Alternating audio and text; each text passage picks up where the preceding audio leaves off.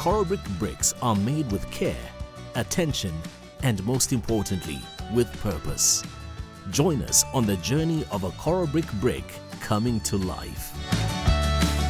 The process starts by mining the raw materials. These include clays, shales, and other compounds from what is called a quarry. The quarry is located alongside the factory to reduce the transport costs of the raw material and ultimately reduces our carbon footprint. Our former quarries are rehabilitated by filling them with water and introducing fish, plants, and bird life. Once extracted, the raw material is then stored in a carefully contoured stockpile, from where front-end loaders transport the material to the feeder boxes. The raw material then moves along a conveyor belt and enters the crushing plant. Here, you will still see large clay lumps. Next, we crush and grind the raw materials into fine particles. Giant steel wheels crush the large raw material into smaller and smaller particles. The raw material is moved from the crushing plant to the storage area by conveyor belt. The raw material is poured out for storing at the speed equivalent to a 50 kg bag of cement per second. The clay particles are only an average of about 1.3 millimeters in diameter at this stage.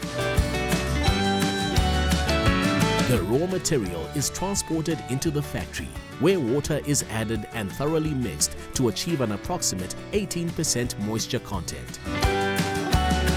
The clay mixture enters the extruder, where the clay mixture is compacted and extruded under extreme pressure through a die to produce a column of clay. The extrusion dies are essentially thick, circular steel discs to create the desired profile of the brick with or without holes. In addition, during this process, all air is removed from the mix by means of a vacuum pump. The holes in bricks are called core holes. No heat is added at this stage, and the steam rising from the column is due to the friction of the mix against the cold hard steel. The continuous column then gets cut into shorter lengths called slugs. Thereafter, each slug is cut into individual bricks. Cutter spacings are carefully calculated to compensate for normal shrinkage that occurs during drying and firing.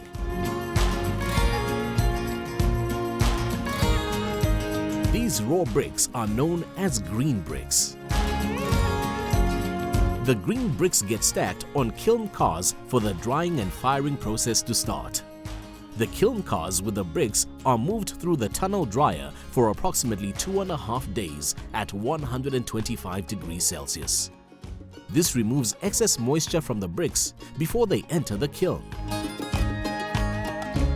A kiln is a thermally insulated chamber, or basically a type of oven for firing clay bricks. If you don't dry the bricks before placing them in the kiln, they most probably will explode. The dried bricks are then moved into the tunnel kiln, where it spends approximately another 2.5 days. Within the kiln, there is a preheat zone which runs up to about 600 degrees Celsius, and then the bricks move into the firing zone, which reaches a heat of between 1050 and 1150 degrees Celsius. The tunnel kiln is fed by natural gas, which is more energy efficient and environmentally friendly than other alternatives like coal. After the firing zone, the bricks are moved into a cooling chamber with giant fans that extract all the excess heat. The heat extracted from the cooling chamber is used to feed the dryers we mentioned earlier. The control room is the heart of any brick factory. The drying time, drying temperature, firing time and firing temperatures are all controlled by electronics located within the control room. Dehacking is the process of unloading a kiln car after the bricks have cooled, a job performed by robots. The bricks are stacked row by row into self-contained strapped cubes for ease of handling on the job site. The cubes are configured to provide openings for handling by forklifts. Bricks are taken at random and tested to ensure that each batch complies with the South African SANS 227 standard of burnt clay masonry units. As the brick cubes exit the factory, they are first dipped in a tank filled with potassium carbonate to suppress naturally occurring vanadium salts from appearing on them. From there, the brick cubes are stored ready to be delivered.